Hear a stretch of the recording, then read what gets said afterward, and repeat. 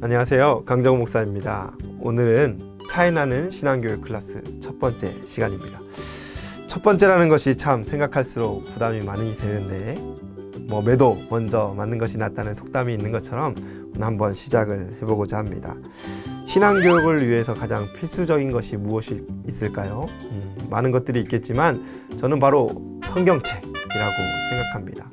오늘은 그 성경책에 대해서 한번 이야기를 해보겠습니다. 여러분은 어떤 성경책을 쓰고 계신가요? 저는 두 가지 성경책을 주로 쓰는데 그 첫 번째가 바로 여기 있는 열린 노트 성경입니다. 이 성경을 처음 구매하게 된 계기는 바로 이 제목처럼 열린 노트 때문이었어요. 자, 한번 열어보면 성경책은 보통 두 종류로 되어 있는데 바로 이렇게 지퍼로 되어 있는 것이 있고 열려있는 오픈형 성경책이 있습니다. 개인적으로는 이렇게 지퍼가 있어서 안을 보호하는 것도 좋지만 쉽게 열어볼 수 있는 오픈형을 더 좋아하긴 하는데 이 성경책은 그래도 그보다 더 귀한 가치가 있습니다. 자, 보시면 글씨도 꽤나 크고요. 성경책을 고를 때 꼭 봐야 되는 찬송가도 이렇게 포함이 되어 있습니다.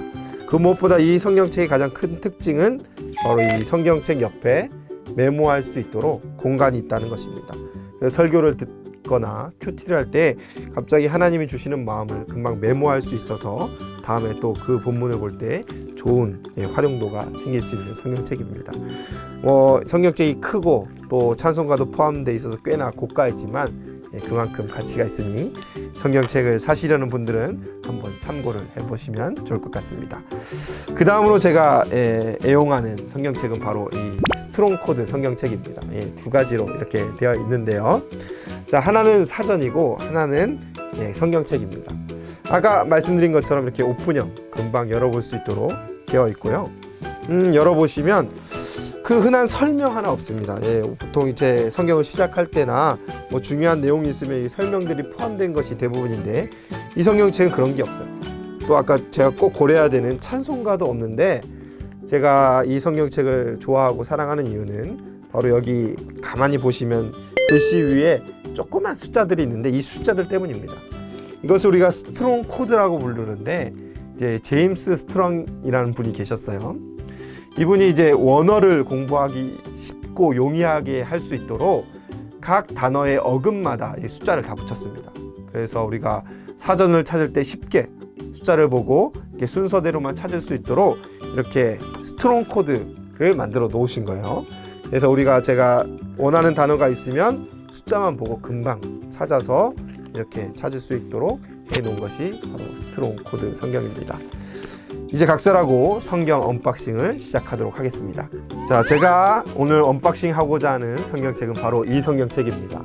이 성경책이 무엇인지는 저도 잘 몰라요. 아직 안 열어봤기 때문에 이 성경을 소개해 드리자면 바로 울산교회를 새가족 수료를 다 하시면 선물로 드리는 새가족부에서 그냥 드리는 바로 그런 성경책입니다. 참 겉모습만 봐도 참 예쁘죠. 포장지가 예쁘게 블루 컬러로 되어 있고 사랑합니다, 러브 이렇게 해서 예쁜 포장지로 되어 있는데 지금부터 한번 열어보도록 하겠습니다.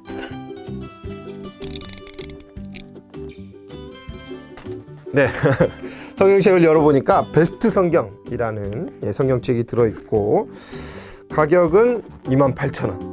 성경책이 가격이 좀 있습니다. 여러 가지 성경책이 있는데 제가 쓴 성경책은 약간 기능이 첨가된 성경책이라서 고가이지만 이것도 나름 고가의 성경책이 선물로 주어지게 됩니다. 울산교회 참 좋은 교회죠. 자, 열어보니 고급스러운 브라운 컬러의 베스트 성경 이렇게 써 있고요. 자, 제가 아까 설명드린 것처럼 이제 오픈형과 지퍼형이 있는데 이 성경책은 지퍼형입니다. 안에 성경책이 훼손이 잘 되지 않을 수 있도록 지퍼로 되어 있고 지퍼를 열어보면 우리가 잘 아는 것처럼 이렇게 성경이 나타나 있고요. 자, 중요한 게 하나 더 있죠? 찬송가가 있느냐 없느냐 그것이 중요한데 자, 오늘 여기 보시니까 찬송가도 포함이 되어 있습니다. 자, 개역개정으로 되어 있는 베스트 성경이고 그 안에 내용을 보면 첫 장을 거두면 우리가 주기도문 또 번역본로 있고 사도신경도 나와 있습니다. 우리가 잘 아는 것처럼 맨 뒤편에는 뭐가 있죠? 이렇게 십계명도 잘 나타나 있습니다. 그렇다면 우리가 이 성경책을 열어보았고 살펴보았습니다. 그렇다면 이 성경책을 샀을 때, 또 누군가에게 선물을 받았을 때 우리가 가장 먼저 뭘 해야 될까라고 고민을 좀 해봐야 될 것 같아요. 여러분은 성경책을 처음 받으시면 무엇을 하시나요?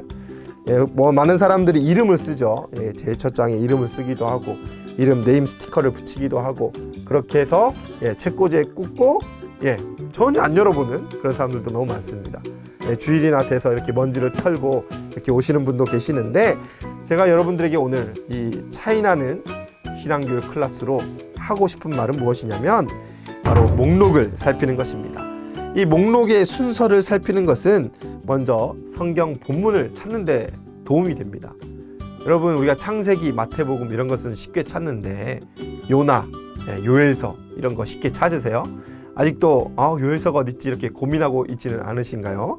그래서 우리가 목록을 먼저 익히고 외우는 것도 굉장히 중요합니다. 그래서 앞서 목사님이 어떤 본문을 보자 할 때 금방 찾을 수 있는 것도 중요하다는 것입니다. 뭐 그렇기 위해서 외우는 것도 중요하지만 목록에는 성경책을 찾기 위한 것보다 더 중요한 의미가 담겨 있습니다. 제가 그것을 오늘 강조하고자 하는 것인데요. 그 이유는 바로 줄거리를 파악할 수 있다는 것입니다. 목록을 살피고 목록의 의미를 알면 성경의 줄거리를 알 수 있어요. 자, 줄거리가 얼마나 중요하냐면 우리가 드라마를 볼 때, 영화를 볼 때 줄거리를 알고 보면은 그 내용을 쉽게 파악할 수 있다는 것이에요. 뭐 재미는 좀 떨어지겠지만 우리가 성경을 재미로 보는 것은 아니기 때문에 줄거리를 일단 파악하고 말씀을 하나하나 읽어가면 기초공사를 다 해놓은 건물을 짓는 것처럼 굉장히 우리 신앙교육에 큰 도움이 된다는 것입니다. 그렇다고 성경 목록을 무턱대고 외운다고 줄거리가 다 파악되는 것은 아니고, 저와 함께 이 목록을 어떻게 활용하면 되는지를 지금부터 살펴보도록 하겠습니다. 성경 목록은 뭐 역사서, 시가서, 선지서, 복음서 등등 이렇게 구분을 해 놓았는데, 뭐 그런 구분도 참 중요하지만 목록 전체에서 줄거리에 필요한 부분들을 살피고 그 의미를 먼저 파악하면 우리가 내용을 1차적으로 확인할 수 있습니다. 그렇다고 다른 목록이 중요하지 않은 것은 아니지만 지금 줄거리에 도움되지 않는 목록은 일단 빼고 한번 시작해 보도록 하겠습니다.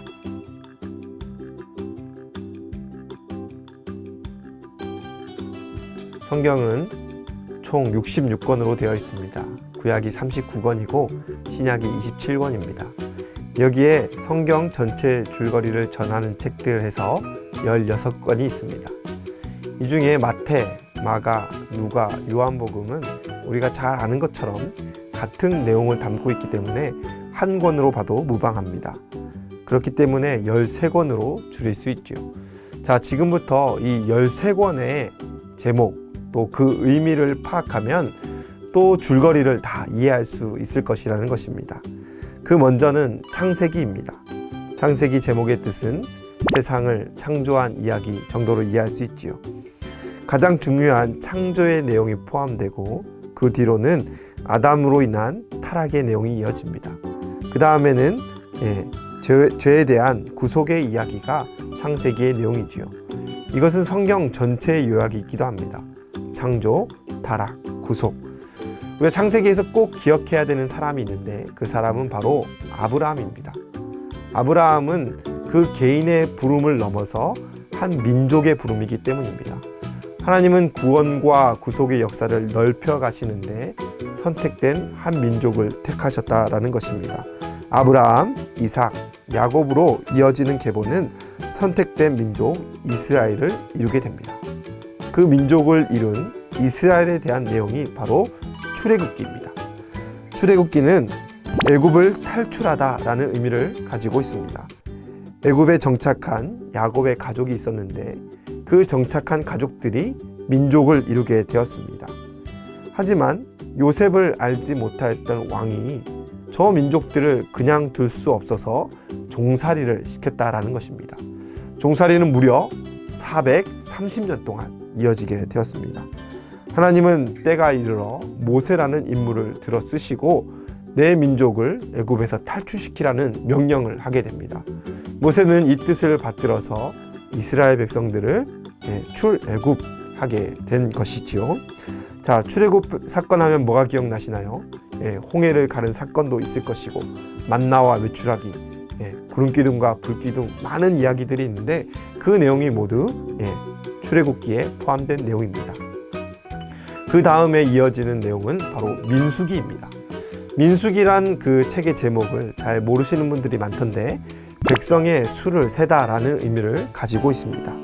바로 인구조사에 대한 내용이지요.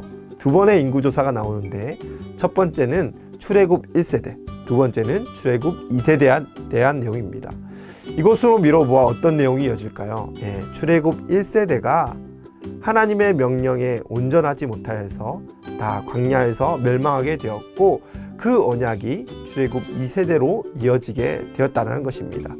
약속의 땅에 이르게 하시겠다라는 하나님의 언약이 이제 2세대로 이어지면서 동시에 또 한 가지 사건이 일어나는데 리더십도 옮겨지게 되는 것입니다.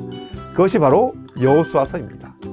모세가 이스라엘의 첫 번째 지도자였다면 두 번째 지도자는 여호수아입니다. 모세가 출애굽 역사를 이끌었다면 여호수아는 뭐죠? 정복 전쟁을 이끌었다라는 것입니다. 정복 전쟁하면 가장 인상 깊은 것이 여리고 전쟁입니다. 그 여리고 전쟁을 시작으로 해서 하나님께서는 가나안 땅을 하나씩 다 정복시키게 하신 내용이 여호수아서에 담겨져 있습니다. 그 다음 성경은 무엇입니까? 바로 사사기입니다. 사사기는 정복 전쟁이 다 끝난 이후에 이스라엘 백성들의 삶에 대하여 보여주고 있습니다. 여호수아 이후 이스라엘의 지도자는 사사라고 불리게 되었습니다. 재판관으로 이해할 수 있는데요. 사사기는 반복되는 내용으로 구성이 되어 있습니다. 먼저는 범죄가 일어났습니다. 범죄가 일어나면 하나님이 가만두시지 않으시고 심판하시게 됩니다. 이것을 두고 온 백성들이 엎드려 회개를 하게 되는 것이죠. 하나님은 또 그 회개의 모습을 보시고 긍휼히 여기사 회복의 역사를 더하여 주십니다. 그러면 여기서 멈춰야 되는데 문제는 뭐냐면 또 범죄하더라는 것이에요. 그러면 또 심판이 일어나고 회개하고 회복되고 이런 사이클이 계속돼서 반복되는 것이 사사기, 바로 암흑의 시대입니다. 그 시절이 지나서 이제 사무엘상으로 넘어가게 됩니다. 사무엘상은 사사시대가 끝난 이후 첫 번째 왕이 등극하는 내용입니다. 그 왕이 누구지요? 바로 사울입니다. 사울은 왕정시대를 열었습니다. 하지만 인간적인 왕이었고 그 왕의 실패를 보여주는 내용이 사무엘상에 담겨져 있습니다. 사무엘 하는 어떤 내용일까요? 그 다음에 이은 왕, 바로 다윗에 관한 이야기입니다. 하나님의 마음에 합한 왕이었으며 이스라엘의 진정한 왕이 다윗 자신이 아니라 하나님을 인정하며 보여주었던 내용을 사무엘 하가 담고 있다는 것입니다. 왜 사울의 이야기, 다윗의 이야기가 아니라 사무엘 상하입니까? 그 두 왕에게 기름을 부었던 사무엘 선지자를 그 이름을 따서 사무엘 상하라 이름 붙이고 있습니다. 다음은 열왕기상입니다. 열왕기란 왕의 행적을 기록한 책이라는 의미를 가지고 있습니다. 11장까지는 우리가 잘 아는 솔로몬에 관한 이야기입니다. 그때까지는 여전히 통일 왕국이었고 12장부터는 북이스라엘과 남유다로 나뉘는 분열 왕국에 대한 아픈 이야기를 담고 있습니다. 열왕기 하는 이어서 그 두 왕국에 대한 행적을 담고 있는데 각각 나눠진 나라가 태평성대하고 승승장구했던 내용을 담고 있는 것이 아니라 쇠퇴와 멸망으로 가는 내용을 담고 있습니다. 북이스라엘은 주전 722년에 아수르에게 완전히 멸망되었고 남유다도 마찬가지로 주전 586년에 바벨론에 의하여 멸망하게 되었습니다. 그런데 완전히 다 멸망한 것이 아니라 남유다에게 하나님의 긍휼이 있었습니다. 그 이어지는 내용이 바로 에스라서입니다. 멸망한 남유다의 민족들이 다시 한번 하나님의 은혜를 입어서 예루살렘으로 귀환하는 내용이 담겨져 있습니다. 그 중심의 내용은 성전 재건입니다. 이것을 주도하였던 에스라의 이름을 따서 에스라서라고 불리게 됩니다. 그 다음은 무엇이죠? 느헤미야서입니다. 동일한 내용을 담고 있고 포로 귀환의 내용이 주를 이루고 있습니다. 이때의 중심 내용은 성벽 재건입니다. 이렇게 구분하면 조금 도움이 될 것 같습니다. 역시 이를 주도한 느헤미야의 이름을 따서 느헤미야서라고 부르고 있습니다.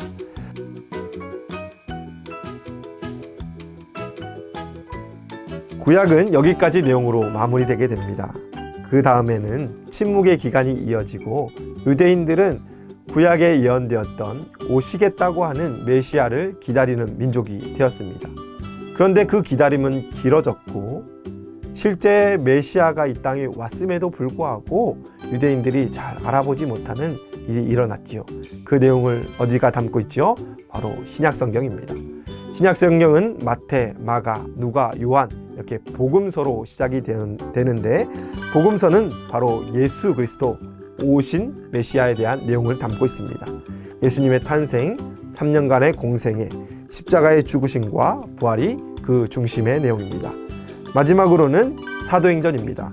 예수님께서 부활 승천하신 그 이후 제자들은 그 사역을 이어받았고 위임받았습니다.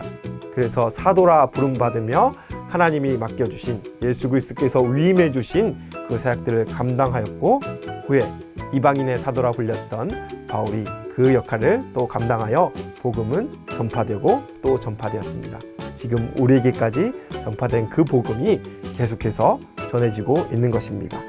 여기까지가 성경의 줄거리라고 할 수 있습니다. 많이 생략이 되었지만 제목과 그 내용을 이 정도 연결시키면 꽤나 성경의 기초를 쌓았다고 볼 수 있습니다. 이 성경의 기초 아래 또 하나님을 향한 지식을 쌓아가시고 신앙이 정진하는 우리 모두가 됐으면 좋겠습니다. 이것으로 강의를 마치도록 하겠습니다. 차이나는 신앙교육 클래스 어떻게 좀 차이가 나셨나요? 제가 어떤 차이를 낼까 고민을 했는데 쉬운 쪽으로 한번 차이를 내보자 해서 가장 기초적이고 기본적인 강의를 해보았습니다. 이것을 통해서 하나님의 말씀을 더욱더 사랑하고 묵상하는 모든 울산교회 성도님들 되시기를 주님의 이름으로 소원합니다. 감사합니다.